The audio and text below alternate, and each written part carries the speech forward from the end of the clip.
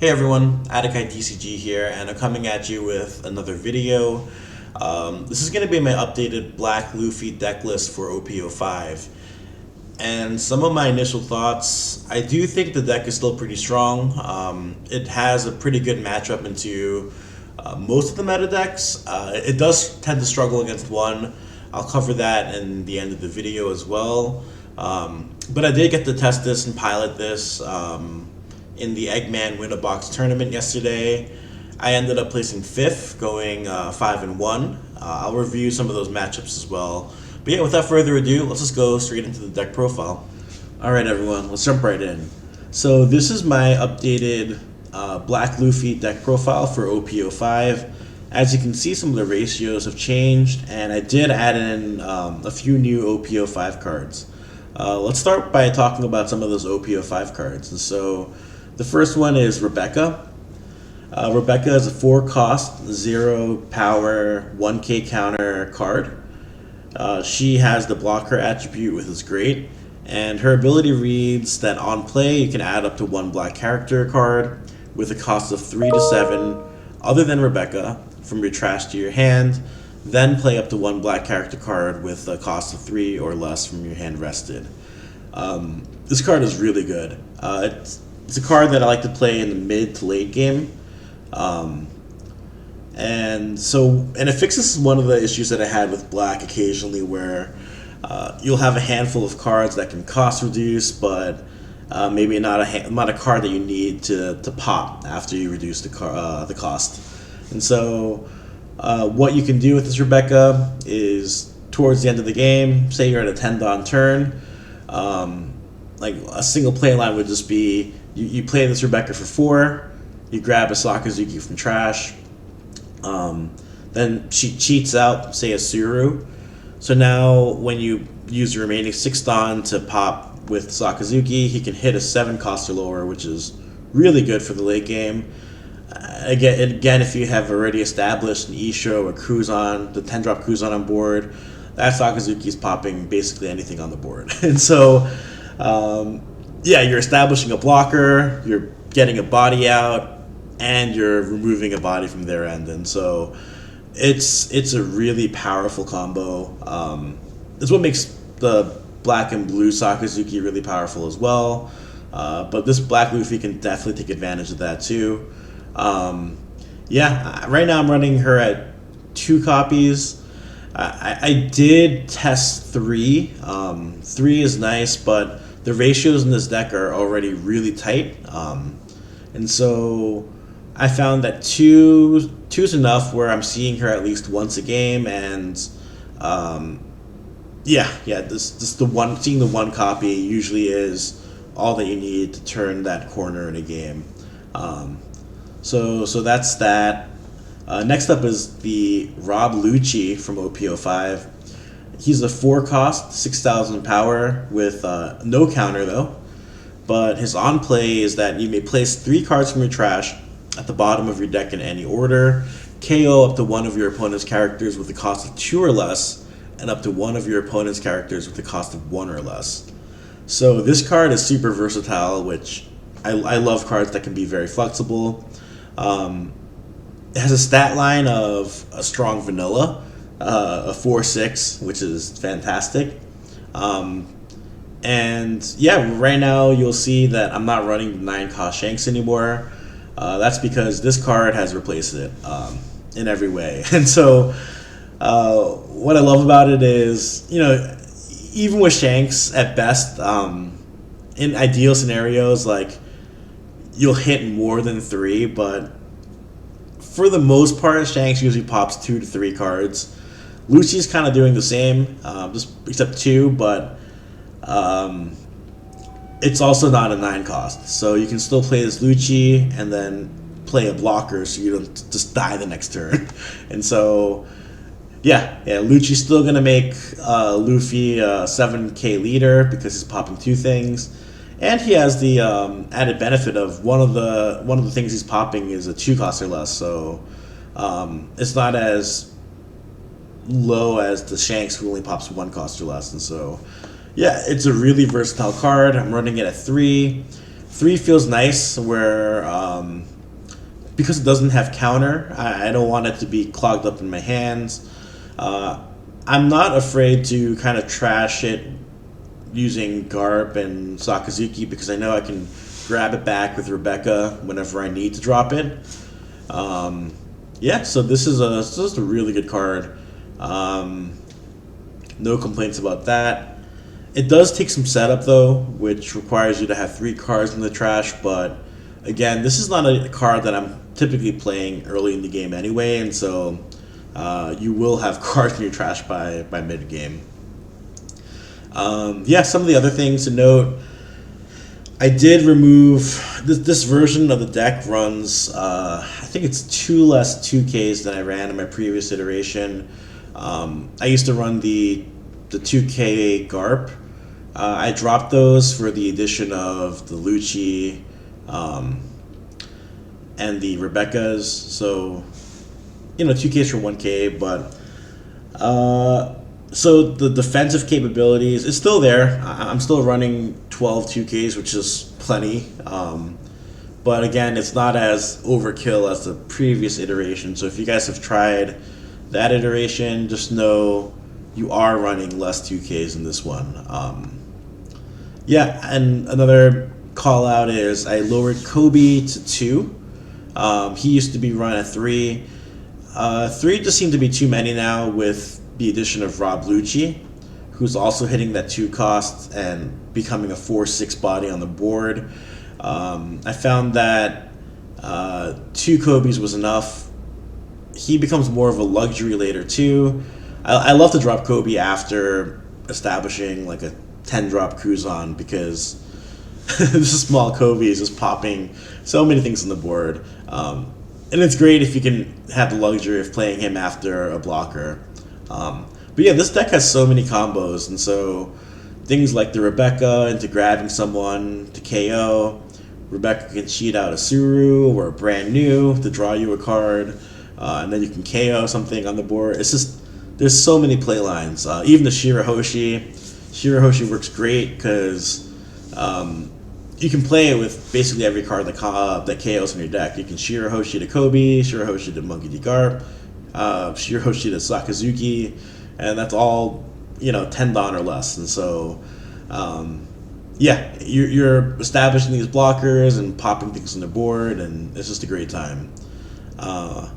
Yeah, so other than that, we'll talk about matchups.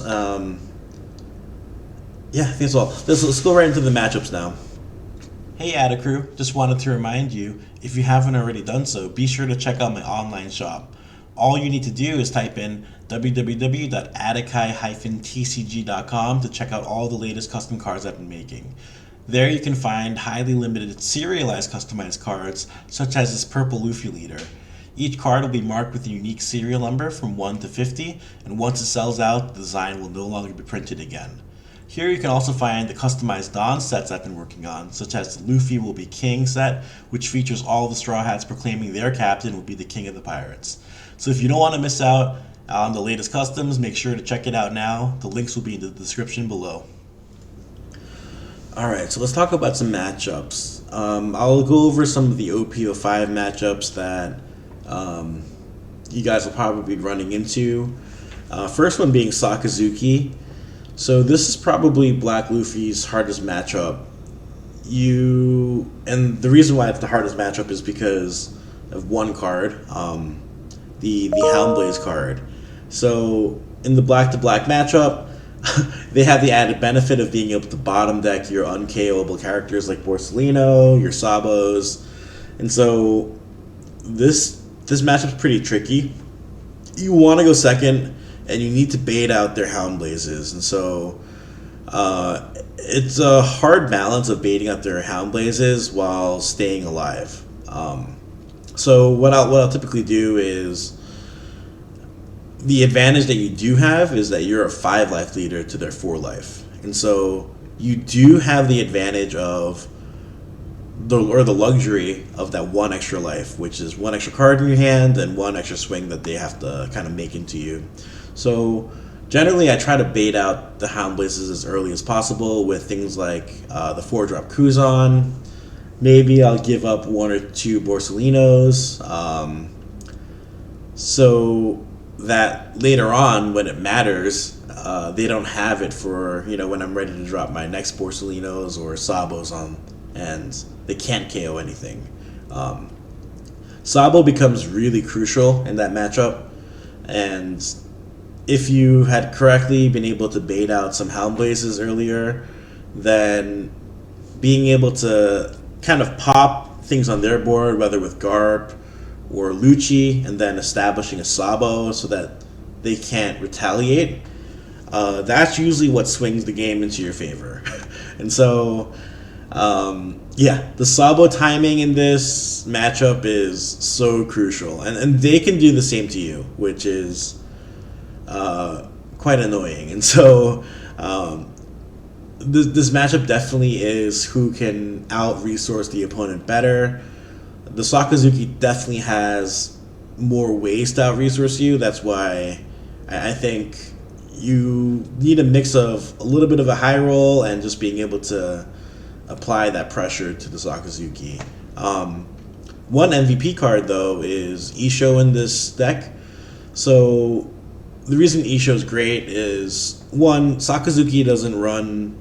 Normally, Sakazuki doesn't run characters that are very high-costed. Maybe like, I've seen some running the 10-drop Kaido, but usually most builds will run, like, say, the 7-drop Borsalino as their top ends. So, one, Isho is reducing everything by 3, so most of your mid-range poppers will hit everything.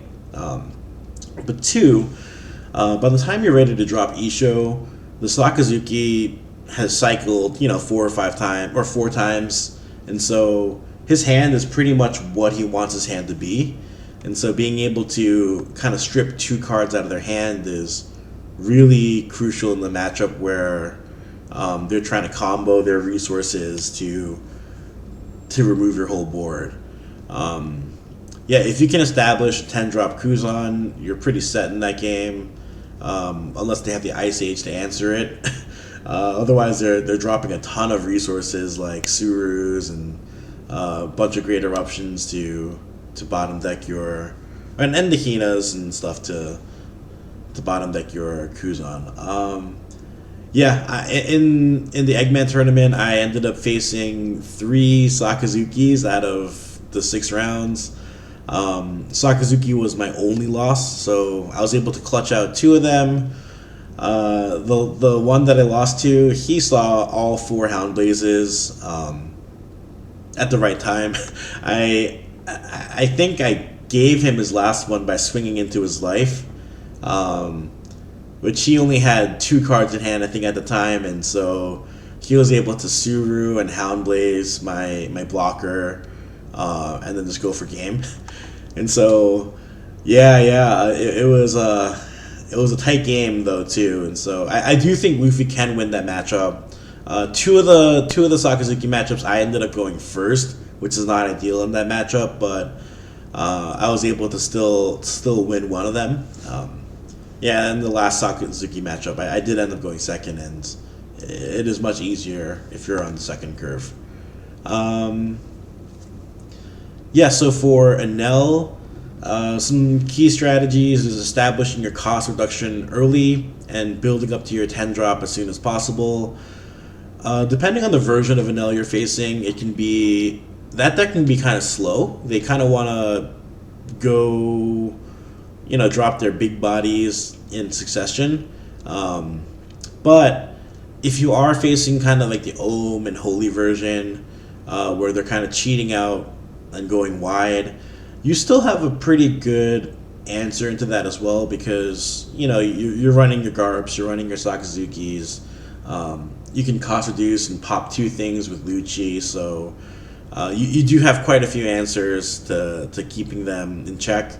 But I think the key thing about that matchup is establishing your pieces on the board early and getting your big bodies like Kuzan out or Isho out, because once they start dropping those Yamatos, those Katakuris, those Inels, you're gonna want to have those big cost reductions where you can just use a Kobe to pop their big bodies, and then it becomes really tough for them really quickly. Purple Luffy. So I think Black Luffy has a pretty good matchup into this. Of course, Purple Luffy can just super high roll and both go wide and tall, but even with their ramp, I think you kind of have the same strategy where you're establishing your board. Borsalino's great early on because they can't KO with Poly, and they can't 9-drop Kaido it. And so if you can set up a Borsalino to protect yourself, then establish something like an Isho who will generally hit because their hand is just super large from drawing from their own life. Cards like that really help in that matchup. If you can get those established, you pretty much win the game because what they're doing is they're generally playing out one big body, whether it's a 7-drop Kid or the 9-drop Kaido. But if you can already establish an Isho or Kuzan, the 10-drop Kuzan on board, you're just answering by popping that body. And so, yeah, I found that matchup to be slightly favored to Black Luffy, but again, I think I need some more testing for that too. At least the iterations that I've played, it's felt pretty good into that matchup. And so, yeah, this is the Black Luffy deck profile. I'll update you guys with any new tweaks that I have. I plan on playing this at a few more locals, and I'll give you guys the updates. And hopefully I'll come at you guys with recorded matchups as well, and some of my thought processes as I go through my play lines, and hopefully that'll give you some more insight into how to pilot this deck. But yeah, if you guys have any questions, comments, any inquiries, just feel free to leave that in the comments below. Always happy to chat. And yeah, thanks guys for watching. Hey everyone, before I go, I just want to give a huge shout out to Dragon Eye Gaming. This is the local hobby shop that I go to for all of my One Piece needs, and this is where I go to play at local events. If you want, check out their website, www.dragoneye.gaming.com. There you'll find all of your trading card game needs, Funko Pops, model kits, anything collectible, they've got it all.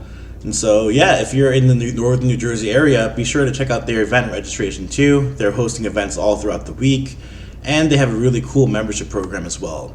So if you visit their website, you can use the code adakai.tcg for 5% off your order. And secondly, I just want to remind everyone I am hosting a giveaway right now. So the giveaway ends this Friday, December 15th. So make sure you enter that. I'll leave links at the end of this video. All you have to do is like, subscribe, and comment on the video, and you have a chance to win either Starter 10-3 Captain's Deck or one of 3 Devil Fruit Collections gift sets. And so be sure to check that out before it ends. And that's all I got. Thanks for joining.